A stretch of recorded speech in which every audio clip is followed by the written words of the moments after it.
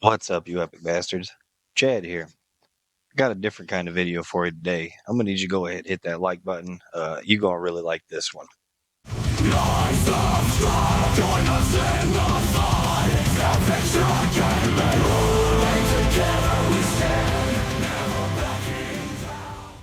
Zenith The Last City, often referred to as simply Zenith VR, is a pretty cool VR MMO developed by Ramen VR. It's known for its immersive open world inspired by anime aesthetics and classic MMORPGs. The game offers a rich experience with features like gliding, climbing, a very cool grappling hook system, crafting, and engaging combat with various weapons and spells. Players can explore vast landscapes, fight against formidable foes, interact with other players to form alliances, or compete against them. But hold up, wait a minute, something ain't right. Zenith Infinite Realms, on the other hand, is absolute garbage. Stick with me here as I go into the new player experience for both versions and question what the devs are smoking making Infinite Realms.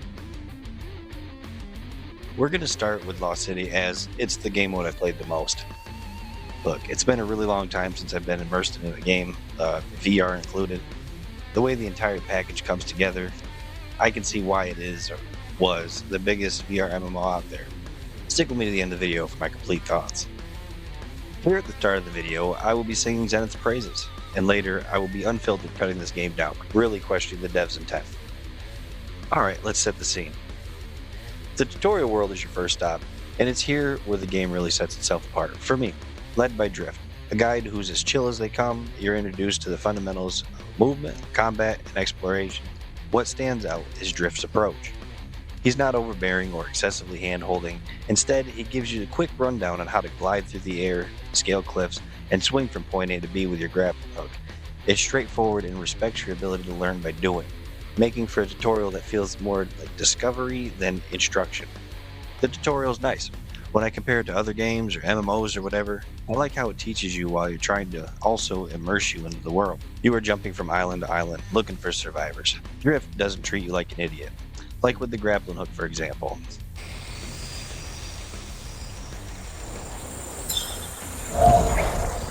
Looks like we're too late. But look, I found you a grapple hook. Use it on those sky anchors to get to the next islands. You remember how to use it, right? Yep. He's like, hey, you got a grappling hook, figure it out. Which it isn't hard, but that's my point. Once you've got the basics down, it's time to venture into the game's starting area.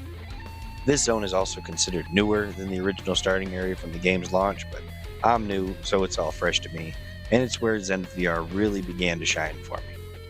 The quest indicators, those unmistakable beams of light in the sky, guided the journey, complemented by a mini-map on the left hand that ensures you'll never get lost. My personal journey as a Blade Master introduced me to the game's combat system, where every slash and thrust felt very impactful.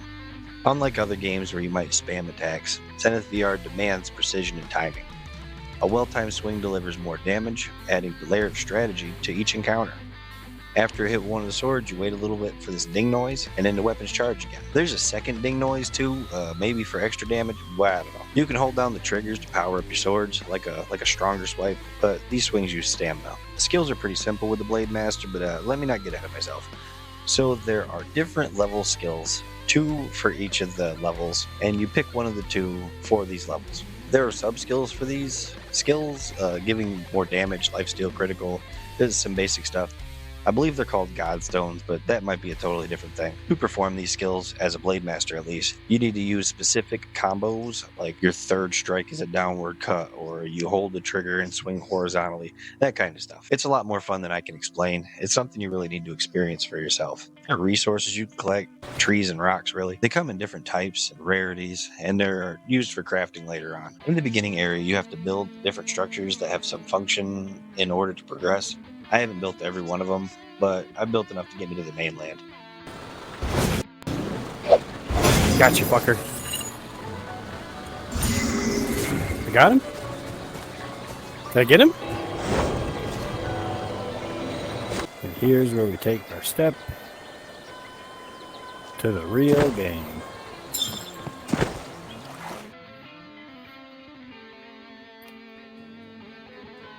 Oh boy. Oh, I hope there's people here.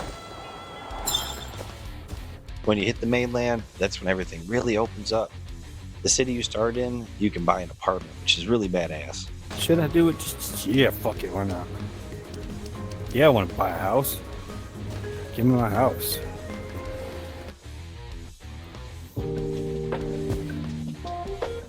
Oh, dang.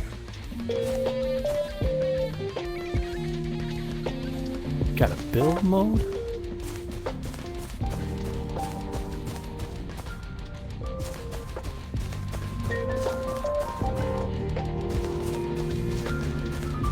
Oh, shoot. Here's where the magic happens. Jump on the bed, jumping on the bed. When you take off into the actual open world, do the field quests, dungeons, dude, I'm telling you. When I first hit the end of that bridge and looked into the field, I got that same feeling that I'd had playing Ocarina of Time for the first time, stepping out of Kokori Village. I was just wowed. So much fun to be had. The dungeons, though basic, are a lot of fun. Not much to look at from what I experienced, but still lots of baddies to take down. And there are bosses too, of course, and they offer a great challenge. I got wrecked a few times going in alone. People in Zenith, unfortunately few and far in between, but they're pretty great. Everyone I have met has been very helpful. It's a big pet peeve of mine with starting an MMO or any other multiplayer game where there's more seasoned players out there just trying to give away late game items or carry me through the content, just breezing past everything that they once enjoyed. This does not keep players engaged. Earning what you use in an MMO, to me at least, is part of what keeps someone playing. If you start out with all the endgame equipment and after that it's like, okay, now what? So the players that I met here were not quite like that. I was advised of what to do next, features that were not covered or explained in the tutorial, like how to switch your grappling hook to a axe or a pickaxe, taught how to read the world map, which direction to go next, things to grind for, and this was by more than one person too. Hey, if you made it this far, consider subscribing. I make content like this as often as I can, given I have a family of 6 and a very demanding day job, but I do the best that I can. These kinds of helpful people allow me to enjoy the game for what it is, the journey, rather than just slap me with the destination. I have had a couple of extensive conversations, even complaining to other players about getting my ass kicked by a Naga boss. What? So I died in a dungeon over there. It took me all the way back here. Oh, that's weird. Here's what it is. How you doing today, partner? I'm doing awesome. Great day. How about yourself? Oh, man. Fucking loving this game, dude. Like, Yeah. I do not understand. Like, I got the free Zenith, right? And that was trash, but I had seen a couple videos. It's like, okay, so that's not even the same thing. So I got this, and god dang. This is... Look at this shit. Yeah. What? Fuck, cool. Yeah, that's way cool. This shit's just badass. Anyway, I gotta go kill this Naga thing. Okay. Have a go, partner. Sure. How fun is this about? And they listened, understood, but they didn't just offer to come knock it out for me. I would love, no. I wish I could recommend this game to you, but I truly can't. The direction the devs took is just stupid. Now, I'm going to give a fair warning. If you're not a fan of strong language or you get offended easily, now is the time to just go away. I'm going to give you a second to leave. I'm in no hurry. Alright, you still there? What the fuck were these guys thinking? Infinite Worlds is a huge leap in the wrong fucking direction. The crack-smoking team at Ramen VR decided the people who helped fund their game took them to the top of the charts for VR games. The people like you who probably clicked this video because of the title gave them a big, gigantic fuck you and took the stupid easy path they felt would make them more money. Free to play? Sure. New players? Yeah, absolutely. Content? Yeah, fuck that. Hell, when I played, the entire game was actually broken and the boss rush mode was the only thing that actually worked. Go to a little island location, slap some respawning monsters for XP. I mean, it's just stupid. No story to follow, no heart or soul to be found. They added like parkour stuff. I mean, like, fucking why? It doesn't make any sense to me. I hate it because I want to finish Lost City, but I know there's no future content to come for it. It's only going to be Infinite Realms, and Infinite Realms is lame. It's really lame. We call this finger banging from now on. Finger banging? Finger banging. Don't make sense. Go, Oh my god, how are you doing that so freaking fast? Whoa! How are you doing that so fast? Oh, now I learned. Learn the mastery of ways. Use your bow. Your bow does more damage. Yeah, charging up. Ramen VR literally betrayed those who funded them.